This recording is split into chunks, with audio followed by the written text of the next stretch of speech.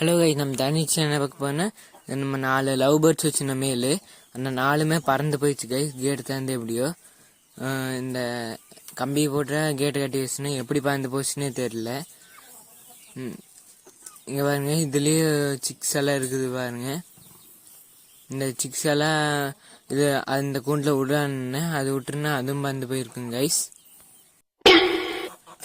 2 நாள் கழிச்சு பார்த்தாங்க கைஸ், இன்னொரு கூண்டில் இந்த லவ் பேர்ட்ஸ் உட்காந்துருந்துச்சு. 3 டைம் பறந்து போயிட்டு இந்த லவ் பேர்ட்ஸ் வந்துருச்சு கைஸ். ஒருக்கா பறந்து போய் இந்த அட்டை மேலே எல்லாம் உட்காந்துருந்துச்சு. இந்த கூண்டு மேலே அங்கேயும் இங்கேயும் ஆடிட்டு இருந்துச்சு கைஸ் 10 நாளாக. அப்புறம் நான் ஒரு கூடு காமிக்கிறேங்க.